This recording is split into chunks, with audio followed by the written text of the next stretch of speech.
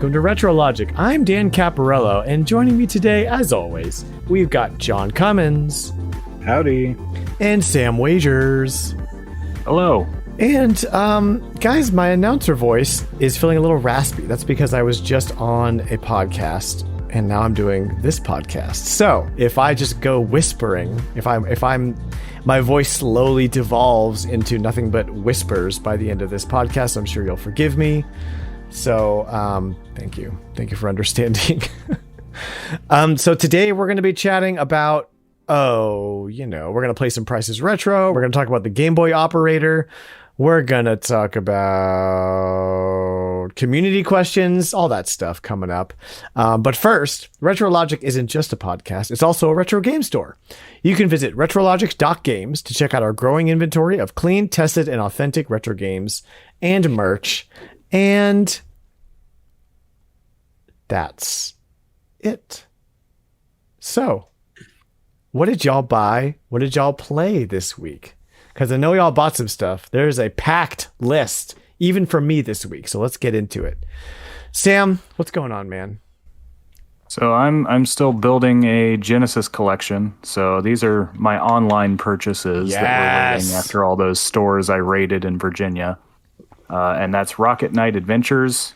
Definitely a game. I think John recommended it to me first, but it's one I've heard. Everybody recommends Rocket definitely Knight as a Super Nintendo guy looking to get into Genesis. That's one you need to check out. Yeah. So you should just buy Sparkster too while you're at it. It's easy to find, cheap. Super and Nintendo. I think that's true. The other one's Target Earth. This is actually made by the same people as Cybernator. Technically part of the same series as Cybernator. Oh. The Japanese title for Cybernator is Assault Suits Vulcan, and the Japanese title for Target Earth is Assault Suits Lanos. So this was like a series at one point. But yeah, like Cybernator, it's like a action platformer mech game that controls a very similar way. And also my Game Boy operator came in. Sweet. Ooh, yeah. Yeah, we're definitely going to talk about that later. We'll be talking about that later. Mm-hmm. But as far as playing stuff, as of today, I finally beat Dokapon Kingdom Story Mode. Yes. I went live to stream because I knew I was like right at the end, and it wound up being an hour, 20-minute stream because I beat... So to get to the final boss, to get to the last area, you have to beat this Demon Guard. That's where I got stuck the last time I played. Mm-hmm. Because the Demon Guard scales to your stats. He will always have higher stats than you. Oh, even if you use like an out-of-combat buff to boost yourself first, he'll actually boost with it. And then when it wears off, you're really screwed. Because he will not have his bonus wear off. That's tricky, man. Jeez. So you have to use in-combat buffs through skills, which I managed to do. So I beat him. I land one space away from the final boss, past him. And one of the other players, which was an AI player, I'm playing against AI, who had turned into a Darkling, which is overpowered, lets you do all kinds of crazy stuff, decides when I am one space away from fighting the final boss to use an ability that pulls everyone to her space. Oh my God. And makes me fight her. So I went from 3 levels deep into the final dungeon to a different dungeon that I had to climb back out of the overworld and go back to the entrance to the underworld, go through the underworld, go through the dark castle, get back to the dark dimension and fight the boss. Man. I also had to fight the Darkling, which usually is impossible, but I was so far into the late game at this point, I actually beat her because I still had several death blocks in my inventory that kept me from dying when I took damage that would kill me. So I actually and stole an Underworld crown, or the Overlord's crown, which is the most OP item in the game, which is what makes the Darkling OP. So I pretty much just wrecked house from that point on, but it still took like another 30 turns to win because I just had to move across the whole map. But I made up for it by repeatedly killing her with field magic from across the board for the rest of the game, which was nice and therapeutic. But yeah, what an Dokapon insane Kingdom, game, man. It's crazy. It's crazy. Mm-hmm. I I've also been playing a lot of Metroid Samus Returns on 3DS. I finally got back to that, and I got through quite a bit of it today, so I've got 6 Metroids to go. I should be able to beat that game before Dread comes out. And I did play just a little bit of General Chaos.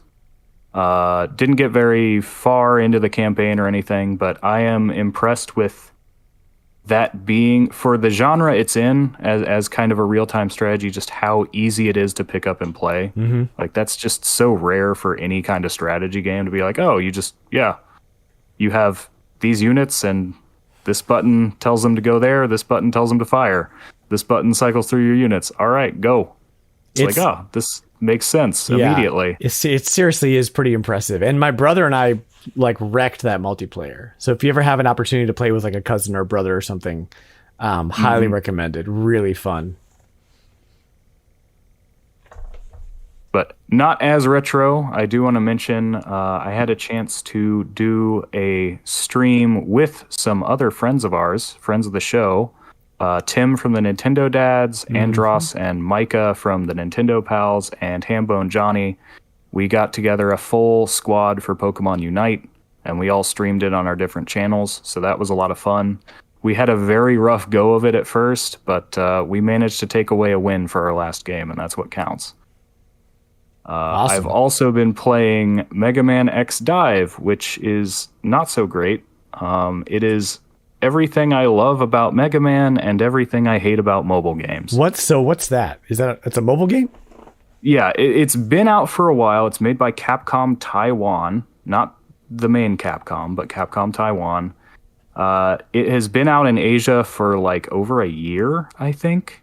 It just came out global for on the 16th of August, I want to say, sometime or like a couple weeks ago. And I just found out because I don't know. I was Googling something Mega Man and I saw a link to this and I was like, oh, there's a global release now. Because I'd sort of known about it. I'm like, oh, it's that Asian mobile game. And yeah, so I downloaded it and I played it. And it's kind of cool because it lets you play as all these different characters. It has a focus on Mega Man X in particular, but has since brought in other characters from the other series. But you know, it's got the gacha thing, it's got like a season pass thing, it's got all these ways to spend money and become more powerful and grind. And the gameplay there is like Mega Man gameplay. That's the thing, is like there is like shooting, platforming gameplay. And I recommend pairing a controller because the touch controls are not so great. It does give you like auto aiming, but it's not always great, but you sort of have to use it anyway. But yeah, I just play it anyway because it's Mega Man. It makes me sad that Mega Man Universe never came out because this is a lot of that. Like you're playing through sort of like remixed stages, bite-sized versions of different stages from different Mega Man games. You're unlocking all these different characters. Like the characters I managed to get right now are like, I have Vile, the guy you fight at the end of the first stage in Mega Man X. I have X and Zero, who they give to you by default. And I also have Super Adapter Mega Man. So Mega Man with his like fusion with Rush from Mega Man 7. That sounds pretty cool. It's too bad that the gameplay is a little lackluster because it does sound pretty neat concept. Yeah, it's not even like the gameplay could definitely be better. Like I am tempted to say it's still better than like X7 and X6, but it's more so just that I think it's more held back by the mobile game free-to-play structure than anything. Cool. What else you got for me? The other thing I just wanted to mention, because it's just one of those weird games I discovered. It is a new game. It's called Peglin. It's in early access on Steam. There is a demo available, so I played the demo, and it is a pachinko roguelike. Oh my gosh. So, yeah. Wow. It's actually quite fun. Where is that, on mobile? Steam. Oh, it's on Steam. Oh my gosh. Yeah, and it is early access, so I'd recommend just checking out the demo. Okay. It gets you to the first boss. Look at this. Yeah, I think that sold me. Just the concept sold me. So I'm gonna have to check So it like out. you get different like balls and stuff, and you drop them, and you do damage to enemies based on how many pegs you hit on the way down. But then like hitting the peg destroys it, and then there's other pegs that are like bombs, and there's all this stuff. Crazy. Peggle was one of my favorite PopCap games. So that sounds pretty close to what I'm down with. Rad. All right. So John, what about you, man? What you got for me today?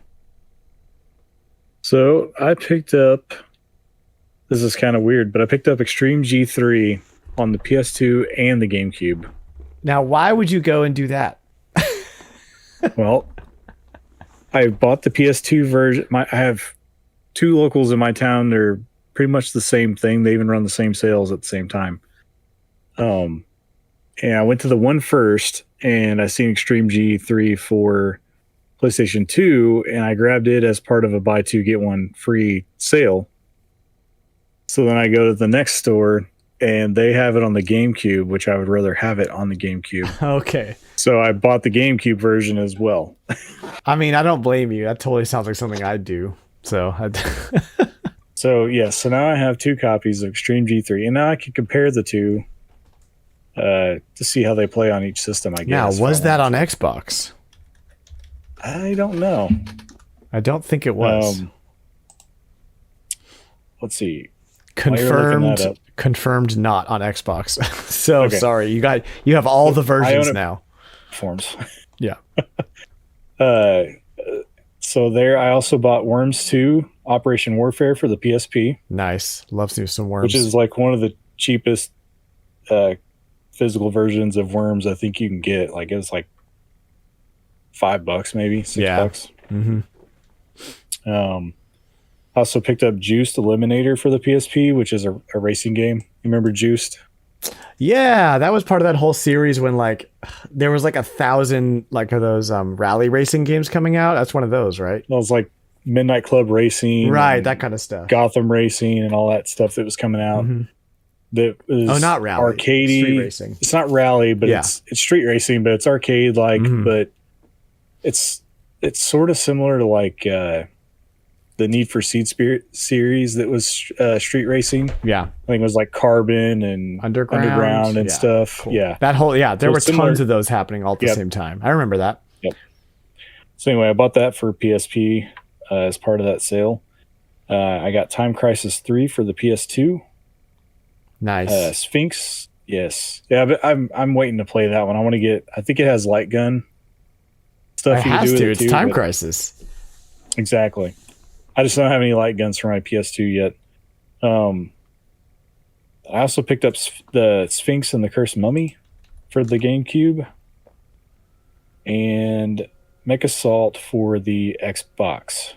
Nice. The original Xbox. Mechassault on the Xbox is a good get.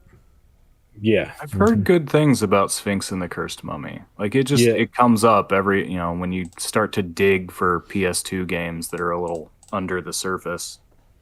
Yes, yeah, and that one is available on Switch, like remastered. If you want to do that, I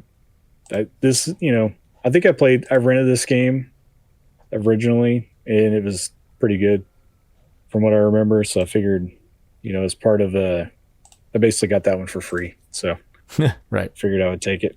And with GameCube games, like basically, if it's not some type of hockey, golf, Madden, or MLB, like that's all that's left in most locals now.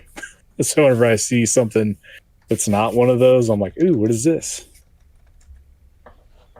Nice. That's pretty much what I picked up. And like Sam, my Game Boy operator came in as well. And that's pretty much what I've played. Sweet. I didn't have a whole lot of time to play. Well, I played Mario Golf. I lost, so I'm out of the tournament now. Ooh. So now I'm done. Is there a winner yet? No. Okay. I got set. I had to play against the number 2 seat because I was number 15, and I got smoked. Man, so jeez. that's why I told. I said pretty much anybody that isn't a like That isn't 7 or Drew. 8, 9, 10, those guys are going to have a pretty decent time playing each other. Everyone else is going to get murdered. Yeah, that's because the crazy. lower seeds playing the higher seeds. I'm the one who gave up to the lower seed, but that's You I were definitely the anomaly. I got complacent with my position in the golf tournament, so I'd hardly been playing as much in the last couple of weeks. Yeah, I But stopped playing all the after a little same. bit. Here's to a match well played. Yeah, for sure. Informant, you deserve to move ahead. And I did tell, because I played Hambone Johnny, and I told him I was like, I don't want to like sound, way, but I literally play like the scores that I put into the tournament was either 1 or 2 attempts at that course that week, because that's all I had time for. Yeah, right. So I was like, the fact that I made it to the tournament itself is amazing. Like I never thought I would get that far. Amazing. So I was like, you're definitely not going to have a super great matchup against me because I'm not that good. Awesome. He's Well, we're like, going to talk. He's like, oh, you're doing good. Yeah, we're going to talk more about the Game Boy operators, what we were talking about. We're going to talk more about that in a little bit. Was that all for you, yeah, John? like I said, that's pretty much. I'll wait and talk about what I played on my Game Boy operator. Yeah, when we get to that part of it. Sweet, good deal. Okay, well, I actually picked up some games this week, guys. So that's been fun. Shopping again. Yeah. So we've got today. It was delivered. A Mercari pickup was Sonic Gems Collection, which was like a what do you call it? Oh, like an impulse panic purchase, because I was like, oh gosh, this is one of those. It's going up. It's going up. I better snag it. And I got freaked out. So I spent $50 on it, which is like its going rate, which I've come to terms with, and it's fine because it has Sonic CD and Sonic Fighters and Sonic R on it, which are fun, and a bunch of Game Gear games. So I'm okay with it. I'm glad to have it now. And then, so I told this story earlier to these guys. Well, I'll tell it again. After our Warioware chat, I was like, man, I wonder what other Game Boy games used gyro, right? Like to play mini games or whatever. And so I was asking the guys in RetroLogic, and I think Flightsy brought up Kirby Tilt and Tumble. And I was remembering a Yoshi game that used that. And I couldn't remember the name of it. Turned out to be a game called Topsy Turvey. So I was searching for them. Topsy Turvey was the cheaper of the two. So I was searching for Topsy Turvey. Somebody was selling a complete in-box Japanese copy for like $20, $25. I was like, okay, how much text could there possibly be in a Yoshi platformer, right? So I went to his eBay store. He had like buy 2, get 10% off. So I was seeing what else he had. And they're sitting there, complete in box, Game Boy Wars. So I had to get that. As an avid Advance Wars fan, I had to pick that bad boy up. So that'll be really fun. I'm going to try to figure out a way to stream it. I don't know how much reading there is in Advance Wars and Game Boy Wars, but we're going to find out.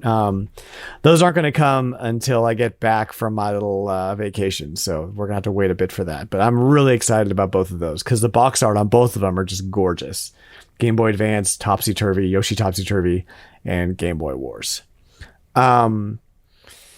What else? So I was at the local yesterday, and they were having to buy 2 get 1, just like John's stores were having to buy 2 get 1. Everyone having buy 2 get 1s on Labor Day. Who knows why? And so the games I picked up was Let's Tap for the Wii. Do y'all remember this game, Let's Tap? So I don't. It's a party game where like instead of like waving your Wii remote around, you set your Wii remote down on like a cardboard box. And you tap the box and it like picks up the vibrations of the tapping, and that's your controller. So it's pretty clever. I have no idea how well it works, but I was like, you know what? For a free game, it's worth a shot. For the Wii. Yeah, exactly. So the other game I picked up was Chibi Robo Ziplash. Oh, Dan. I thought you were never going to buy this game. I mean, give me so much crap about it. It was cheap. It's not a bad game. It's just not what I want. I don't know why I bought it. I couldn't find it. You will soon buy Pikmin. Hey Pikmin for the 3DS because you bought this game. How much is Hey Pikmin? How much is Hey Pikmin? That I'm not sure because I bought it brand new. It's got to be. It's got to be like It's probably this game. I bought Ziplash for like $25. $5. 25? Oh, no way. is it It's 25? a lot for Hey Pikmin. No way. Let's see. How much Here's is one brand new for 40. Yeah, I don't see one for less than 20. What's price charting have it at? That's what I was about to say. What's price charting have it at? Also, why would Hey Pikmin be 20? I'm not gonna buy it for 20. If I get it as part of a buy two get one, like I got Chibi Robo Ziplash, then I'll consider it because I do love Pikmin. I bought Chibi Robo for $5 brand new with the amiibo. So Yeah, I don't have the amiibo anymore. I used to, but I think the amiibo is still cheap too. I bought it at Best Buy for $5, Yeah. complete, like with everything. I bought that thing brand new at full price for the amiibo, and then just never played the game because I love Chibi. Anywho, my third game was Crazy Taxi 3 for the Xbox, guys. High Roller. This game I'm so excited about. It's the long lost Crazy Taxi game, and it is. Whoo, man, I'm so happy. I'm so excited to try it out. Everything on YouTube makes it looks like just more of the same, which is all I want from Crazy Taxi is more of the same. So I'm definitely going to try to stream some of that once I get everything back up and running here in the garage. And then finally played this week. Actually got to play the Warioware demo. And as if I needed convincing, but the demo just sold me even further. My 6-year-old was able to jump in there and play with me, and we just had a blast. All the random stupid stuff. Switching characters adds a dimension to it that was much needed, like a much needed change to the WarioWare formula, where like now the way you interact with the world changes per micro game. And just yeah, it's more WarioWare, and they knocked it out of the park, I think. I'm really excited for it. So I will be picking that up while I'm on vacation later this week for show. And that is all I played and bought. So, y'all want to play some Prices Retro? Let's do it. Let's do it. Let's do it.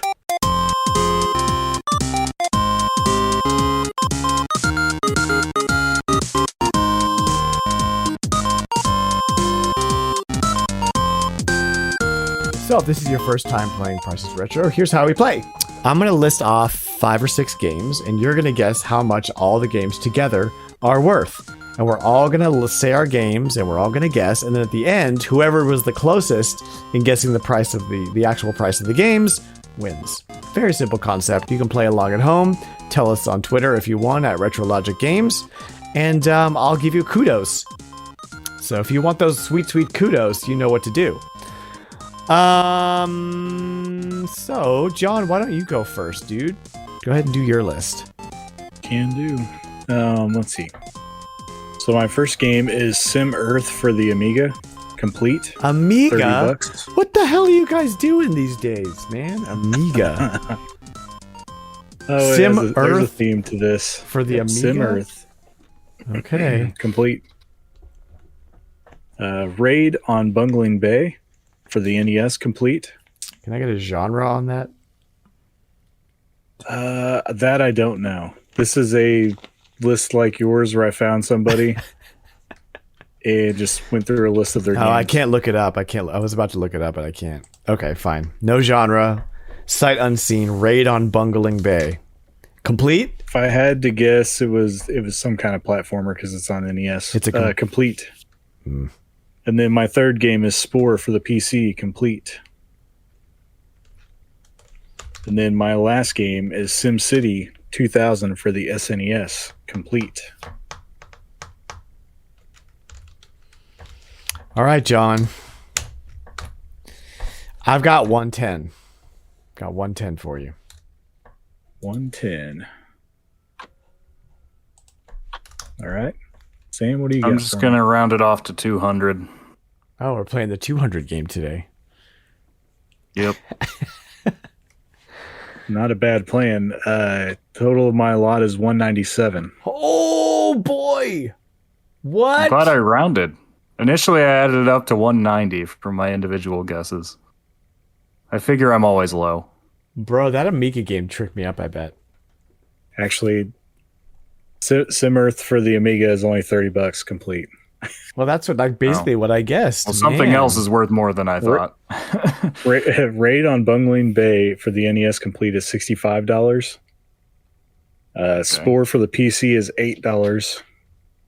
I figured that wasn't much. SimCity 2000 for the SNES complete is $94. No, it's freaking not. Oh, that's because loose. It's not very much, isn't it? Unless it went up. What in the what?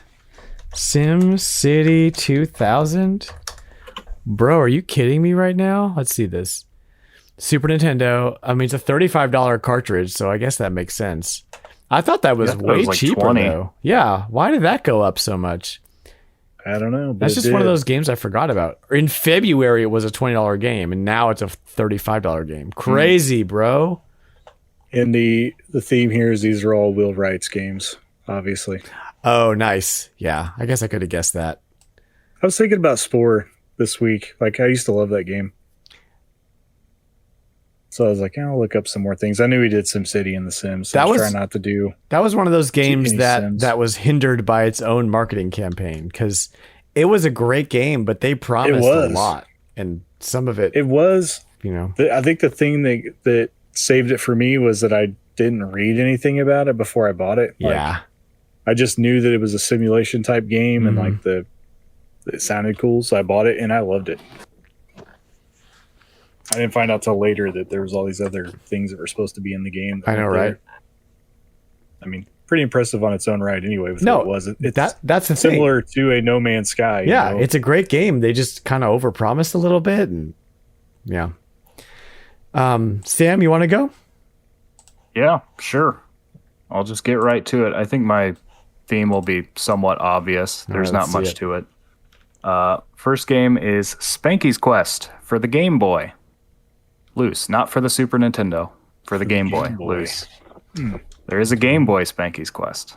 Now I know. Rather different from the Super Nintendo one. I was going to say, is it a port or is it a different? It has the exact same box art, but it is fairly. But a Game Boy did that a lot, with like the Mega Man Game Boy games and all that. Second, Swamp Thing for the Game Boy, loose. Followed by Metal Walker for the Game Boy Color, loose. And Survival Kids for the Game Boy Color, loose. Man. So can I get Game Boy Do you Color know the love. genre on Survival Kids? It is a survival game. Unsurprisingly, I guess that makes sense. A very early form of a survival game, kind of top down. I don't know if Sam knows how much like I dig Metal Walker. Like I love that game. What, for real? Yeah, it's Capcom classic, man. All right. Well, John, then I'm going to make you guess first. I don't know I mean, obviously I know Spanky's Quest. I'm assuming Swamp Thing's a licensed game, like from the character. Yeah, the Marvel character. Gotcha. Okay. Sorry, DC character. Yeah, DC Marvel has Man-Thing. Yes. I'm going to say 175 just because I don't know the other ones. I'm going to stick to my guess, which is 120. 120, 175. The total is $237.75. Bro, I'm off tonight, man. Yeah, I got some expensive Game Boy games for you. Spanky's Quest is $23.83. Swamp Thing is $48.19. I have no idea why. I know nothing about this game. I just saw it in a Probably list. horrible. It's a licensed game. Yeah. Metal Walker is $47.48. Man, I really want to play it, but that's kind of too much for a Game Boy game. Yeah, majorly. And Survival Kids is $118.25. Very expensive. So this is actually what got rebooted as Lost in Blue on the DS. But the original game is very sought after. Interesting. So I have Lost in Blue and Lost in Blue 2 on the DS. What are those games like? They're like similar to like a survival point and click type. Not necessarily like I say point and click because you use the stylus. So like you're operating your character with all that. but which is probably not the correct term, but you know what I mean. Yeah. It's one of those DS games, kind of like similar to how you control Link with the point and touch. Point and touch. Is it pricey? I don't think they're too pricey. I think they're like around the $20 range. I don't think the DS games are. Cool. Not anywhere near what that Game Boy game is. Are these all games that you want to get for your Game Boy operator? I mean, irrespective of price, maybe. Although honestly, Swamp Thing was just like, it just caught my eye because I'm like, why is this random license game $43 on price chart? I didn't know that Metal Walker was worth that much. The last time I looked at it, it wasn't that high. Man, everything's more expensive now. It's going up, yeah. But I bought that game brand new. It's okay. Just wait for the inevitable crash. In a couple of years. I think Dan would totally dig Metal Walker because it's like a pinball RPG. That sounds like a Dan game. I like weird genre mashups that feature robots, so I'm all for it. Yeah, Sam and I. Just for reference, this game was only $20 in January. Bro, man, what the heck? It's shooting up for some reason. Jeez. Yeah, it's weird. Like you have random battle encounters, but when you get into it, it puts you into a pinball table type screen, and you have to like choose your trajectory of how you're going to launch your character. And depending on, I guess it's, instead of pinball, it's more like pool. It's more like billiards. So you kind of angle, you can choose how you want to shoot your character, and he can bounce off the walls. And if you hit your character or hit the enemy from the backside, you can get a critical hit or whatever, just different things. And you can use different attacks as well. But yeah, it's definitely different. But it was fun as a kid. I remember putting a lot of hours into it. That's very cool. I definitely want to check that out. Hey, maybe if we get Game Boy and NSO, I can check it out for free. Ha! You just need a Game Boy operator because I have a Game Boy. What I really need is just the cartridge. Yeah, that's true. All right, so my list, I have a theme. Whatever. Dead or Alive Beach Volleyball in the Xbox, complete in box. Psychonauts for the Xbox, complete in box. Dino Crisis 3 for the Xbox, complete in box. And Buffy the Vampire Slayer for the Xbox, complete in box. What was the third one? Sorry. Dino Crisis 3. Oh, Dino Crisis 3. Yeah. Well, that must have been a late port to the Xbox. Maybe it was, John. Yeah, I don't know. Hold on a second. These are all Xbox games, right? These are all Xbox, all complete in box. All complete. Mm-hmm. I'll go first. Go for it, Sam. 170. I'm going to say 150. All right. Come down a little bit from you. Actual retail price is $139, John. Very well done. We've got these are all just games on my wish list because they're all Xbox exclusives or timed exclusives. Dead or Alive Beach Volleyball is $21. Psychonauts is $48, but I can't find it for less than $100, so go figure. Dino Crisis 3 is $49. Dinos in Space. Definitely want to get that one at some point. And then Buffy That's the one I thought was expensive. Yeah. And then Buffy the Vampire Slayer is $20. Weirdly an Xbox exclusive. Apparently it's very good. So on the hunt for that one. Good deal. Good game, everybody. John, so who lost? Me. Dan has a total difference of 205. Bad Dan this week. I have a total difference of 74, and Sam is our winner with a total difference of 34. Hey, congrats. For the third time. 3 wins. Up wins. for Sam. Coming up, man. Coming up. Good game, you guys. Sweet. Yeah, well, let's get into our weekly topics this week. Quite a few news items we want to jump into here. We can chat about. Some of them are just going to be little brief snippets. Some of them we can get a little in depth. The first one, which is pretty cool, we've got Jet Set Radio's art director. I'm going to say a Japanese name right now, and I apologize in advance. Ryuta Ueda, something like that. Ueda, maybe. He will be working at SEGA again. He's back at SEGA, and we have no idea what he's working on, but we can all cross our fingers and hope it's a new Jet Set Radio game. Can't we? Do you want to talk about the hand-drawn game guides Kickstarter? Yeah, I do. And it's not really news. I'm mostly just like, so what happened was Philip Summers, who illustrates and designs these really beautiful hand-drawn guides for, so far it's been NES games. He does one for Contra, I think, and then Zelda and Ninja Gaiden, that's what it is, and Metroid. And now Metroid. He was doing a Kickstarter for hardbound versions of those books, and close to the end, he had to cancel the Kickstarter. Everybody was refunded their money back or didn't get charged or whatever. And we've all just kind of been wondering what's been going on. He has come out after a Kotaku article came out and said that like Nintendo were the ones who shut it down. He came out and he was like, I never said who it was. I'm not going to say who it was. They've been very nice and friendly about it. And so when there's something to talk about, I will talk about it. But for now, we're just going to hang tight. So he's been very informative as much as he can be, and just respectful on Twitter as he's trying to weed through this whole issue. You know, a lot of really disappointed fans who backed this thing. He put out an update saying that basically he didn't receive a cease and desist on his content.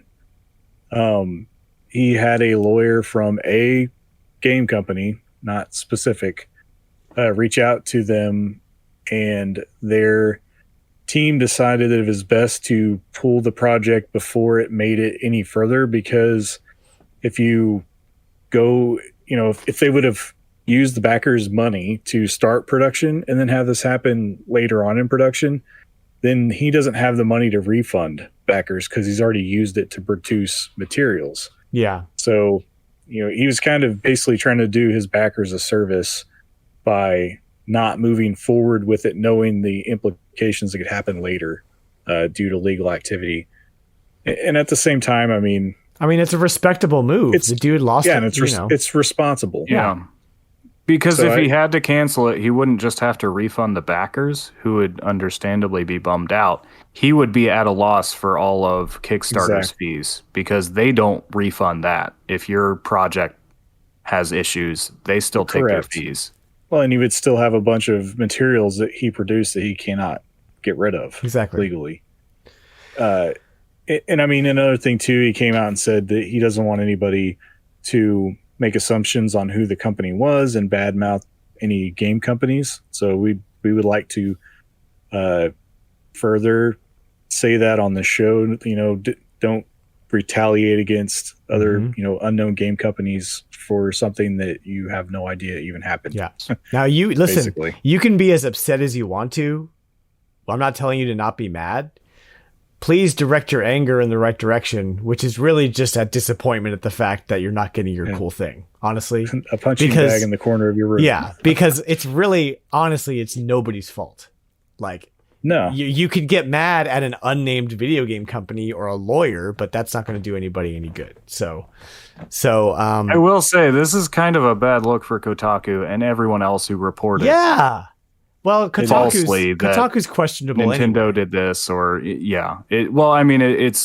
is something to keep in mind when you hear, or even as we're going to talk about, rumors too, that these websites, their job is not to give you information. Their job is to get you to click on their articles. Exactly. And Correct. so they will go with whatever garners the most attention, whether or not it's grounded in reality.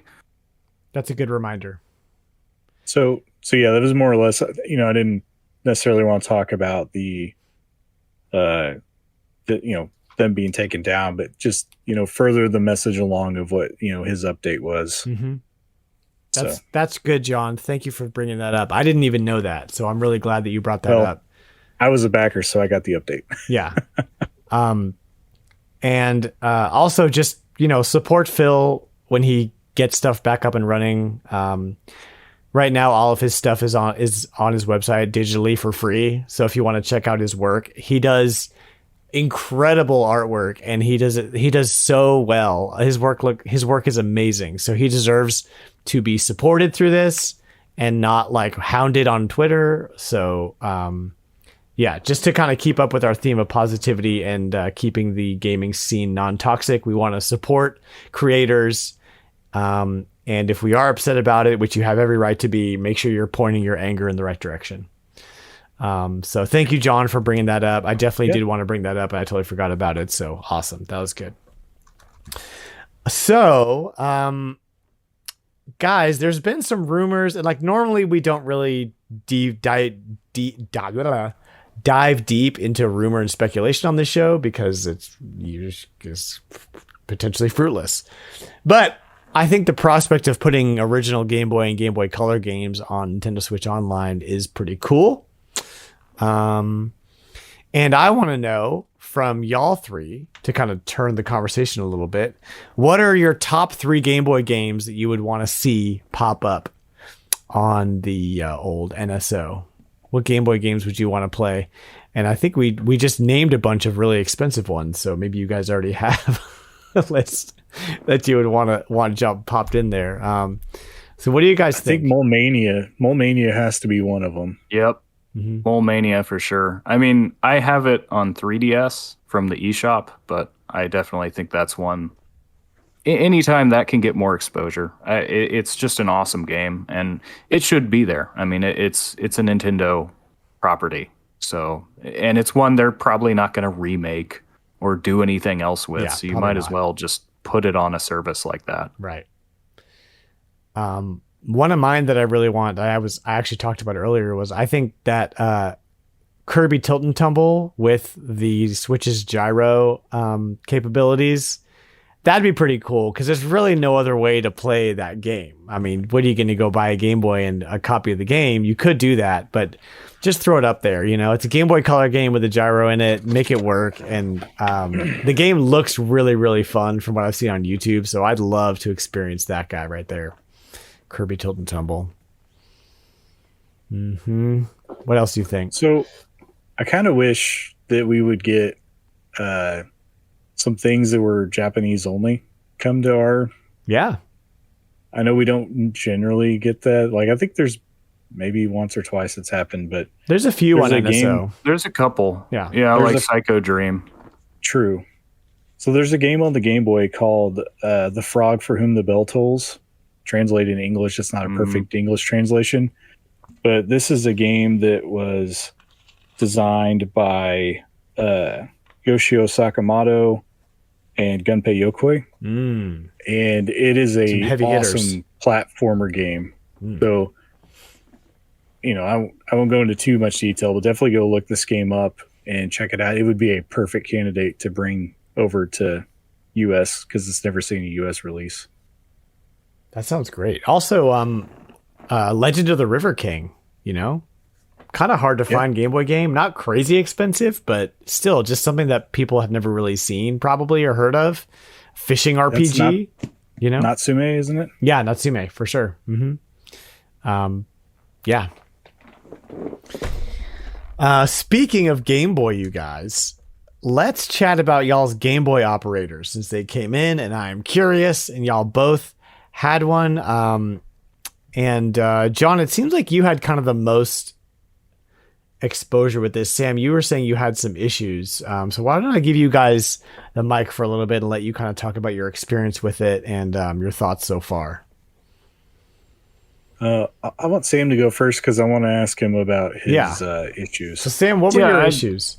It's more probably just on the end of my computer, because this is a device you plug into the USB of your computer, you install software, from the internet and you download and run their program.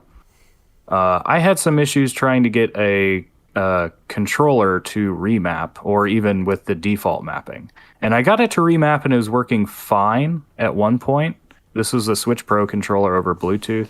And then I closed, I reopened. I was a little bit annoyed to find that the remap didn't stick. And at that point, I couldn't remap correctly after that. And I'm not sure why. The first time I realized it was probably because Steam was open. And Steam has its own protocol for reading your controller and recognizing it and saving your button mapping and all that. So after I closed Steam, it was fine. I closed Steam, I closed the program to run the Game Boy operator, and then I reopened it, repaired my controller, and, 1, 2, 3, 4, map A, B, LR, start select, good to go. I'm just not sure why I was having issues the second time, and I never really fixed that. I just kind of gave up and went to bed, and I haven't messed with it since. So I used my 8BitDo SN30 Pro Plus, and I didn't have any issues. Mine mapped pretty much right away. I didn't have any, I just went through the mapping one time, and I then tried out, several of I got my Game Boy, one of my boxes out, and just went through several games to see how they played and everything.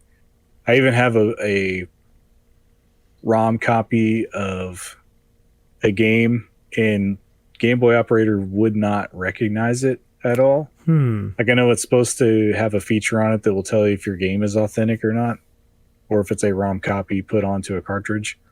So I wanted to try that, because I did buy a copy of a game thinking it was authentic, and it ended up being a ROM copy. I found out later.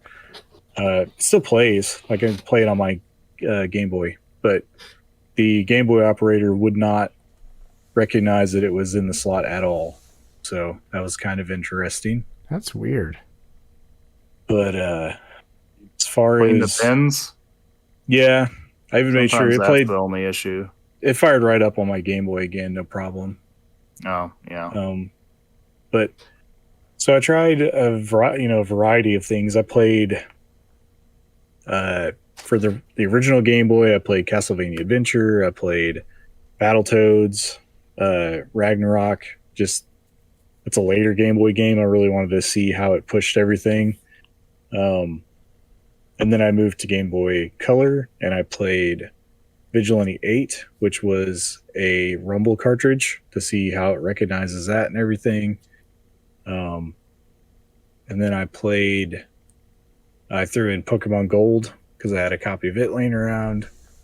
And then I moved to Game Boy Advance, and I tried WarioWare, and I sat down and played through the beginning part of Golden Sun, and everything is like it definitely is an upgrade from Game Boy Player on GameCube.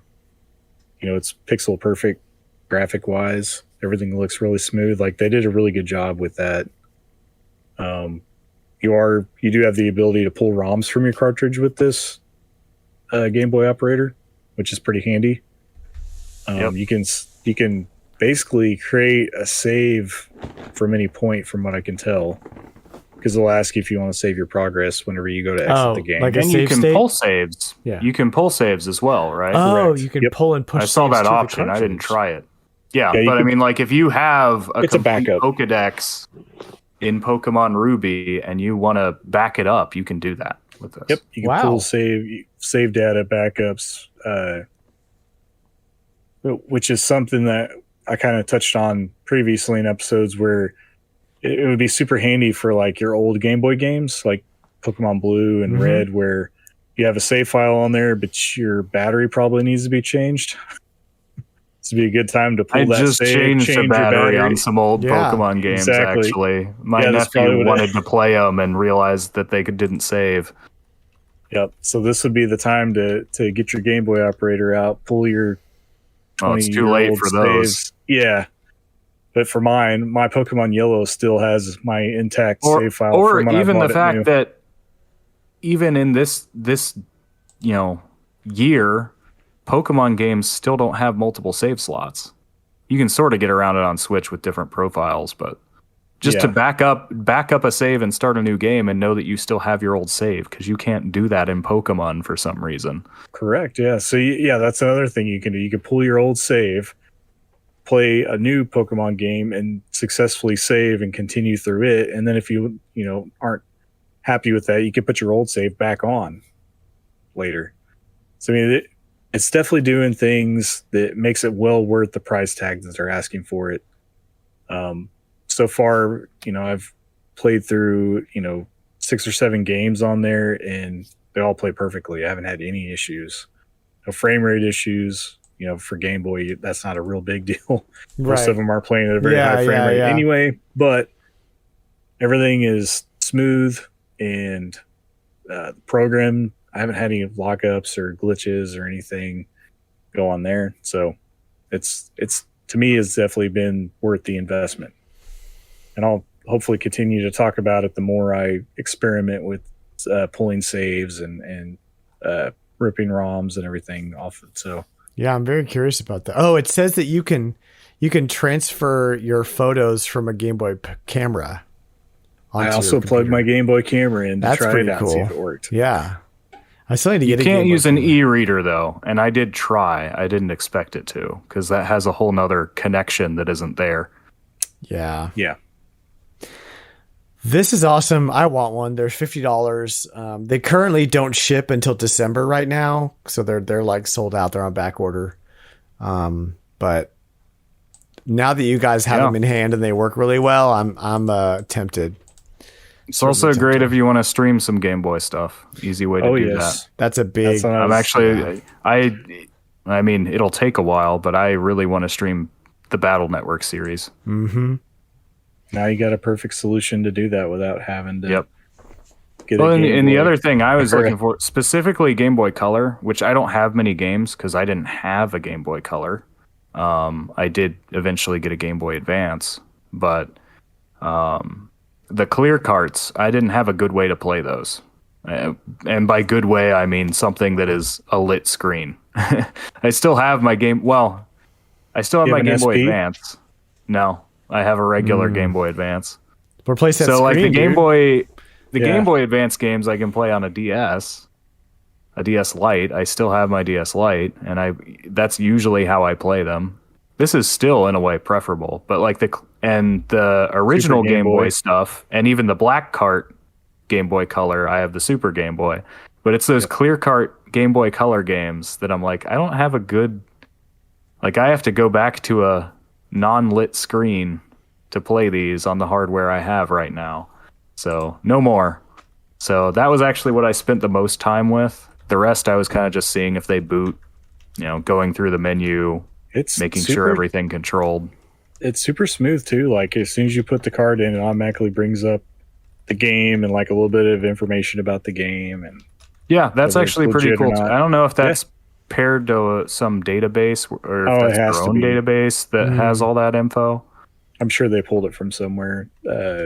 It's probably similar to like how RetroPie pulls from databases for like scraping game information to put it on there. But yeah, it's super handy. Stick it in there, fires right up. No problems. Sick. Yeah, it's very interesting to me. I wish I could have grabbed one back when pre-orders went up, but I'm definitely interested now. I'll probably pick one up and have it shipped in December for sure. Definitely want to stream some of those Japanese Game Boy games. I don't know how gyro games are going to work. Probably not. They don't. I mean, that would be sick if you could like, because this Pro Controller, the Pro Controller has pick up the whole operator and just Well, would that even work? Put it back and forth. Will that work? Because the accelerometer is in the cart, right? In the game, Why can't I just? So you would have to physically move the game. Why can't I just duct tape my operator to my controller and just? Yeah, you just got to make sure you don't accidentally unplug it. Pull it, yeah, that's true. Just tape it all around. Just like have a piece of tape keeping it together. So we have reached the point in the podcast where I'm talking about taping things to my controller, which means we're going to talk about game releases. Up next, Perfect segue. We've got Sonic Colors Ultimate coming out on PS4, Xbox One, Series X, Switch, PC on Tuesday, September 7th, tomorrow, or today when you're listening to this. It's out. We've got Final Fantasy IV is 4, right? Yes. Yeah. Okay. There we go. 5 minus 1. Is my dyslexia showing? Yes. So yeah, Final Fantasy IV Pixel Remaster is coming to PC on Wednesday, September 8th. And then finally we've got Warioware Get It Together on Switch coming out on Friday, September 10th. Got my pre-order for that. Yeah, I didn't pre-order it because I'm going to pick it up on vacation, but that's some super hype. Man, that's going to be so great.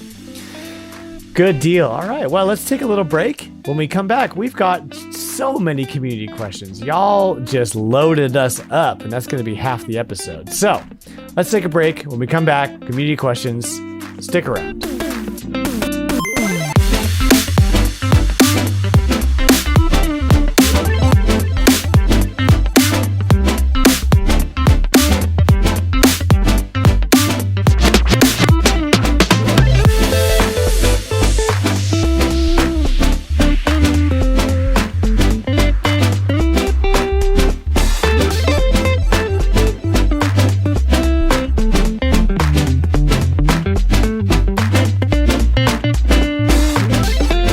RetroLogic, we've got some community questions, and if you want to submit a community question, all you have to do is jump into our friendly and non-toxic Discord community, which we have garnered to be non-toxic and friendly because we want gaming to be for everyone and fun and not weird.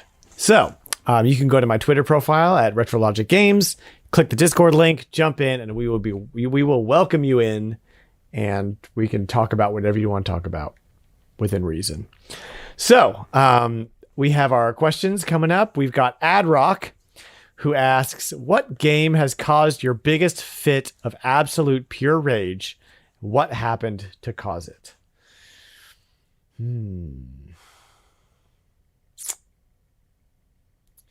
Lots of multiplayer rage. Yep. Specifically team-based multiplayer games. That's and also team-based multiplayer games where your teammate leaves mid-match.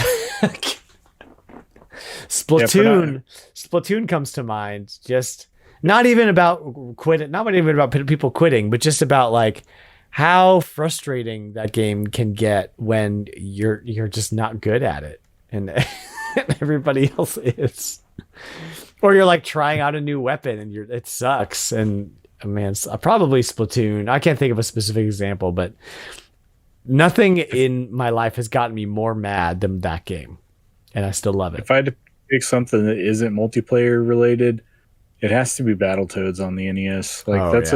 Just a rage-inducing game altogether. Like you think that it always gets the I don't know, the sticker or label put on it for being a hard game because of the speeder bike level, but the game just gets even harder after that level, like if you manage to beat it. So you just like go through all that punishment and then they just throw even more at you. So yeah, you break controllers playing that game as a kid.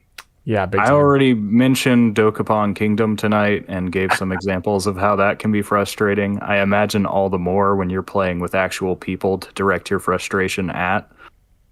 But the back of the box does advertise it as the friendship destroying game. Oh my! It basically makes Mario Party look like I was going to say, yeah, you're straight up trolling in that Kumbaya. game, dude. Seriously, I can't even imagine.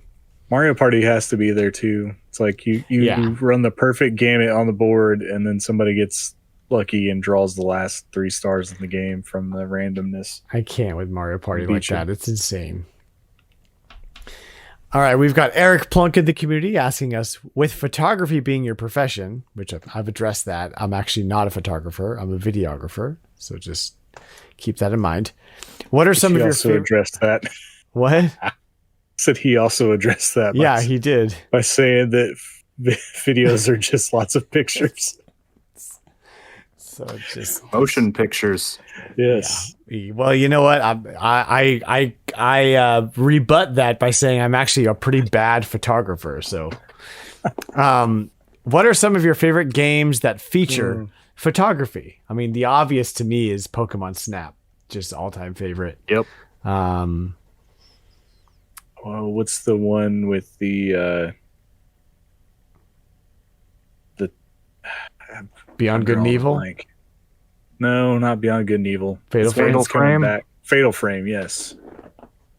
Coming back. Fatal Frame is good. Lots of picture taking in Breath of the Wild, which I didn't expect. Game Boy camera. Yeah, more games are having just photo modes. I like because that. Yeah, photo mode in Mario Odyssey. You're going to have Odyssey. pretty graphics, give people a way to share them. Photo mode in Mario Odyssey was pretty fun. I liked that. That was good stuff. Oh, I played an indie game here recently that was, I think it was like called Alba's Adventure or whatever. Mm-hmm. But the whole game was focused around taking pictures of wildlife. It was pretty cool. Oh, that's cool. What about Face Raiders on the 3DS? Gosh. That's not a camera game. It is a camera game. No, that doesn't. No. That's like saying that all the PlayStation 2, what was it, the toy camera? iToy? It was iToy, yeah. It's like all those games were camera games. No. Flightsy in the Discord asks, what are some tips you guys would give to aspiring content creators? I'm also an aspiring content creator, so yeah, don't listen to me. But if I were to give you, like, when we started RetroLogic, kind of what my thought process was or what I wanted to accomplish, and I feel like it's working. I mean, we're gaining followers and we got new people in Discord all the time, so we're gaining listeners on the podcast. So I feel like things are happening.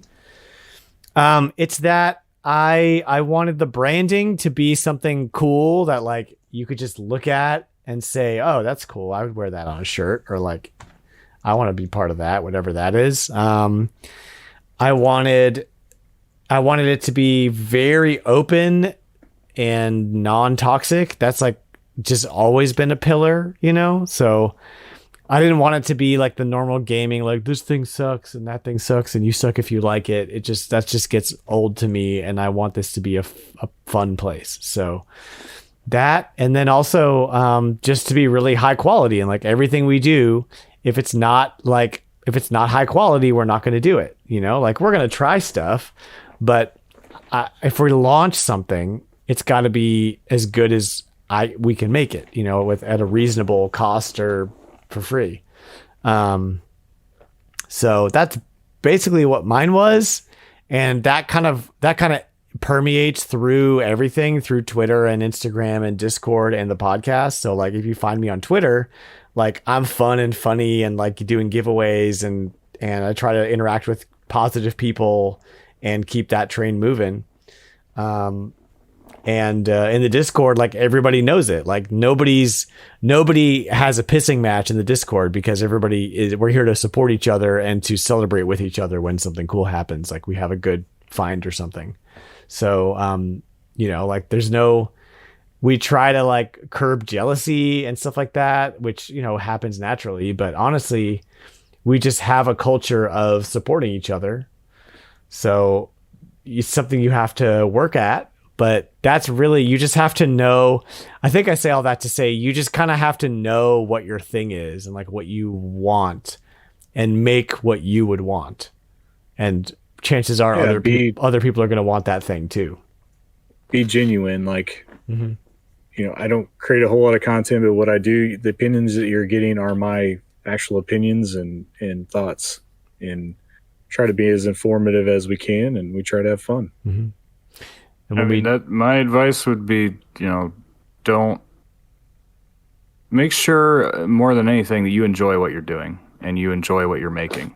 And that does mean you'll have to work hard, because you want it to be something you'll be proud of. But if you're forcing yourself to go through something just because you think it'll help you grow or make you big, but it's not what you actually want to do, don't do it.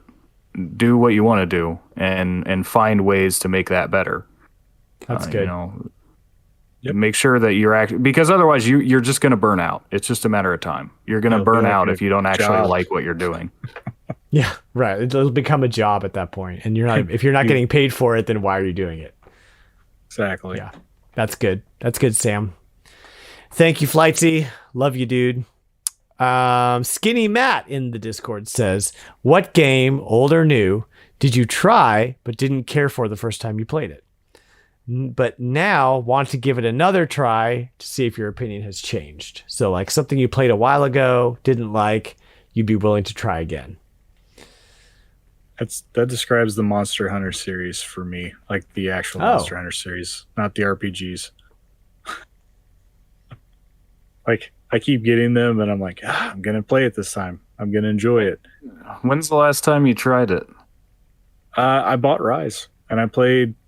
Okay, so you played Rise. Okay. Yeah, I did play Rise. Rise is the closest. I would say if the last you'd played was before World, then maybe you might find it easier to get into now. I played World a little bit too when it first came out. I don't know. I like everything about World and Rise are a lot more streamlined, is all I'm saying. Yeah. I like the monsters. I like the idea of hunting monsters. I think it just has a really cool following. Like I like the community aspect of Monster Hunter. Just something about how like the game moves and how I grasp things is not like they don't mesh. No matter how hard I try, like it's not something that ever sticks. I totally agree with you, John. And I'm the same way with Monster Hunter. And I played Rise for a few hours and liked it, but I just feel like the controls kept getting in my way. And somebody explained to me, and it may have been you, Sam, that like a lot of what they do with the controls feels antiquated because they're trying to like maintain their current audience who is used to playing it on the PSP, which is missing a joystick and a couple buttons. So it's kind of like they're kind of stuck. I feel like that's part of it. They're kind of stuck between a rock and a hard place where like they can't change up the formula too much, but they also want to attract new players. I haven't found the Monster Hunter game that like pulls me in. I played Try and 4 and Rise. Well, and that's why I'm glad they made the stories spin-off, that you still get a lot of the Monster Hunter culture and like how all the things in the game, the story and all that stuff, but it's more RPG based and less action RPG. Right. I think another game that falls into this category for me is No Man's Sky, but that's a game that's been actively updated, right? I played it back on the PS4 when it launched. I got caught up in the hype, didn't love what the end product was. And then I ended up selling all my PS4 stuff. So it was like, whatever. Never went back to it. But all I hear now is how awesome it is and how much they've updated it. So that's one that I'd totally be willing to give another go, especially since they have all the updates. Kind of an easy answer because like if you can actively update your game, then of course you'd go back to it. But it's a bit of a cop out. I would Chrono say, Trigger. Someday I'll go back to Chrono Trigger. I promise. Oh yes, you need to. You need to do it. It's great. I got stuck. What do you want from me? I just need a guide. I mean, you got stuck, and that happens. You get back to it fresh when you're not so angry at being stuck. It's a Super Nintendo game. You're going to get stuck. Oh man, there's no like real direction. You know what? I don't get stuck in Donkey Kong Country. I don't get stuck there. So for me, just go right. For me, I'd actually say Star Fox Adventures. That's so true, John. Okay, Star Fox Adventures. Go ahead, Sam. I love Star Fox Adventures. I've been down on that game, but honestly, I think if I can divorce myself from wanting it to be a Star Fox game, and then divorce myself from being, I should just play Zelda instead. It's actually not a bad game. It is. It's stuck just behind. You want it to be Star Fox, but it's more like Zelda, but it's not quite Zelda. So it's kind of its own adventure type thing. They did try to differentiate themselves from Zelda, and you're right. The fact that it's Star Fox makes you want it to be Star Fox. And the R-Wing levels don't actually help. No, they're not good.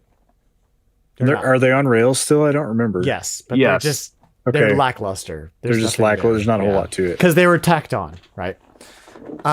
Star Fox Adventure is a pretty good action adventure game. It's right. So like I like it.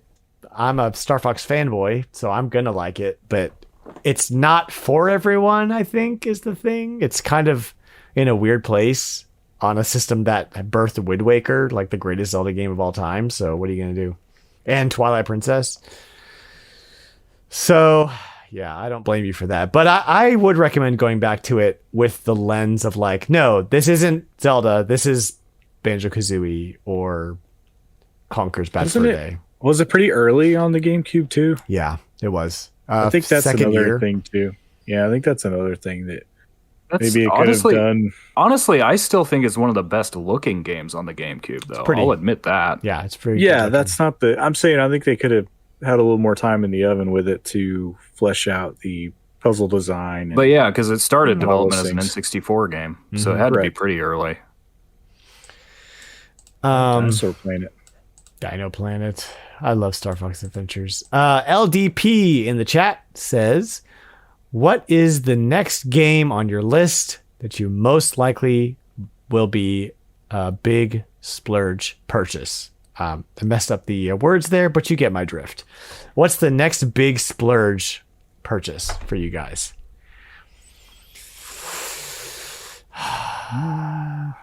I hate to bring up Dokapon Kingdom was my last one. Yeah, I hate to bring up Chibi Robo again, but I don't know how I'm going to walk out with that game not spending like $200. I don't want to. It's possible. I don't want to. I won't. That's the thing, is I'm not going to spend $100, $200 on a game. I did not in my programming to do that. 60, 70 is my limit. What price would it have to go down to? Like 70? 60 to 70. That's my absolute minute. I bought a disc only version of Thousand Year Door for 70, and that's the most I've ever spent on an individual retro game. That's kind of where I'm at with Fire Emblem Path of Radiance. Yeah. Like, it is a game I want to play.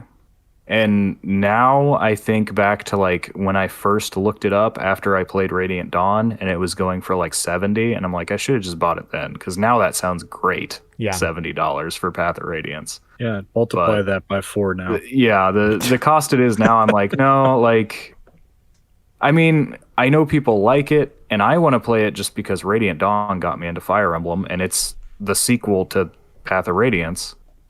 But it's like, okay, like it's not going to rock my world. There are other Fire Emblem games. Like, you know, I don't absolutely have to play it. Mm-hmm. So. What about you, John? Yeah. I don't know. It's going to be probably a toss-up between Path of Radiance for me as well and potentially some of the DS Castlevania games I've been kind of looking at. Yeah, those are a bit pricey. They are, but I'm kind of hesitant to pull the trigger on those because of recent rumors of there being a collection possibly on the way. Yeah. So I might save up and just get Path of Radiance first. Yeah. I will mention I'd also been eyeing, because it's another one I could find a European copy of to get for less, is Alicia Dragoon on the Genesis. But big time. I'm not sure if I want to buy it on that. Oh, I know what mine is. Mine's Billy Hatcher for sure. That's almost guaranteed. I'm going to pick a copy of that. Isn't it like a $60, $70 game? Yeah. So that's right in my high-end price range. So, you know. I need that one too. I keep hearing people saying that like it has to go down in price because like every game store has it for 70 and it's not selling. I can't find it. So I'm going to have to bite the bullet eventually and just do it. But, you know, these people must have different game stores than I do. Cause like I said earlier, my game store has like Madden, some NBA game, a baseball game. Like that's the GameCube section. They must live in Virginia because there were awesome stores there. I haven't found any. Let's all just go to Virginia, get our own copies of Billy Hatcher. I look for Billy Hatcher there though. Galaxy Wolf in the Discord says, "What's a game that you wish you played or played more a long time ago?" For me, it'd be Donkey Kong Country Tropical Freeze. I played it back when it came out, loved it. For some reason, I stopped playing it around World 3, and I'd really love to return to it someday. So a game that you played or wish you played more of long time ago. So like one that we played later and we're like, oh, where was I when this came out? Or No, think just it could be like either you or. knew. No, like you knew that it was out, and why didn't you play it? Or if you did play it, why didn't you beat it? You know, like so. Like for me, it would be. I mean, right now, just I can't find myself.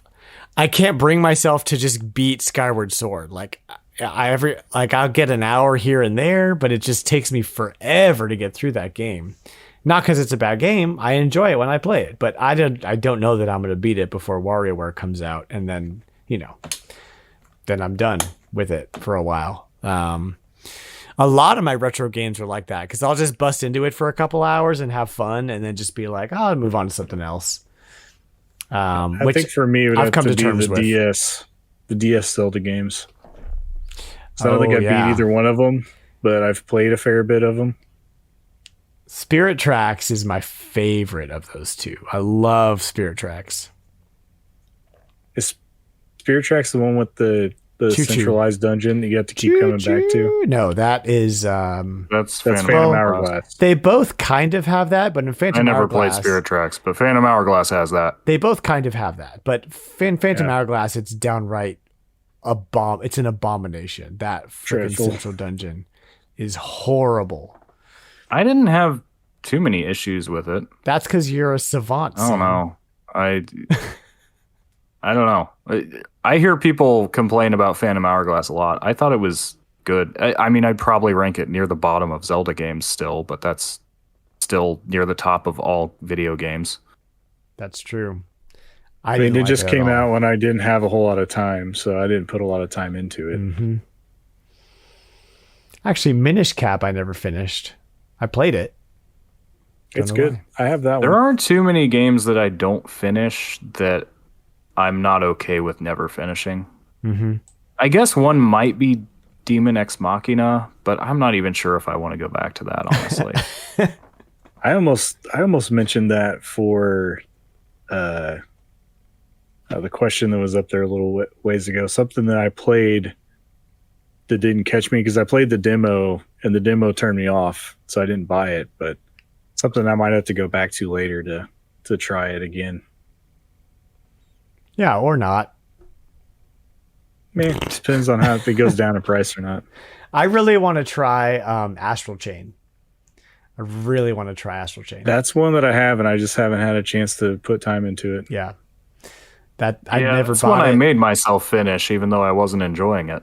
Oh boy, maybe I shouldn't pick it up. I never played the post. Well, it's understand that I am not a Platinum Games fan. The only thing I've that's played right. of theirs that I liked was Wonderful 101. Did you play Bayonetta? And I did enjoy Astral Chain at first, but it just the later levels just did more to annoy me than anything. Yeah, I forgot it was Platinum. Maybe I won't pick it up. I always See, I like think I'll like. Bayonetta, but I don't like Wonderful 101, so this might be my game. I always think I'll like Platinum games, but they just aren't my thing. I don't know what it is. All right, last question here. We have Monkeeker says, "Does this ever happen to you? Sometimes when I play digital games, I don't feel motivated to finish them. When I play physical games, I am more motivated to finish them." Oh, I don't have this issue. I could see that for like. I was Little- saying I didn't, but I did think from the context of sometimes I want to, and this is a very rare case, but I want to finish the physical game so that I can sell it Oh, I feel I that. definitely don't have without that. regretting not finishing it before I did. I almost feel like I have the opposite issue because most of digital games I buy are like little indie games. And I feel like that's going to be like a 5 or 6 hour romp and then I'm done. Boom. You know, and that's Yeah. easy for me. But if I, like Skyward Sword, I'm 15 hours in and I'm just like, man, all right, another dungeon. And it's just a lot to consume. Like I beat, what was that game that came out? It was a part of an indie direct. Like This Is Not a Game or something, or like Don't Play This Game. It's called something weird like that. And like Yeah. I breezed through that game. It was 4 hours. It was hilarious. It was fun. I loved it. It was a puzzle game. Point and click adventure, loved it. Every minute of it. Done. 4 hours. Now, if the question was, on average, do I complete a digital game more often than I do a physical game? I'd have to say yes, but I don't treat them as different entities. Like, a game's a game to me, whether I get a digital or physical. Yeah. The only other thing I will say is if it's on Switch, it's hard because that's all portable. But playing a game on a TV these days, for me, is very difficult. That'll get easier in the fall when I put the garage back together. But right now, like, I'm basically playing no retro games except for the GameCube on my desk sometimes.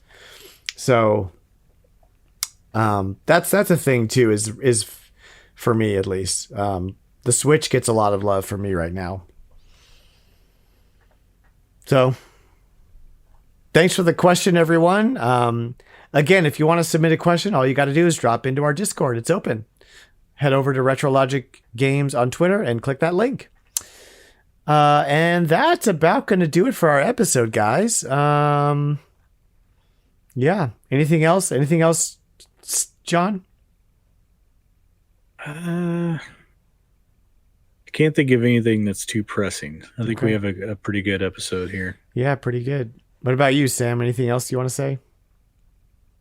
No. Okay. Well, good. Well, I have something I want to say, and that is thank you, John and Sam, for always doing this podcast with me. I know sometimes I get bossy and pushy.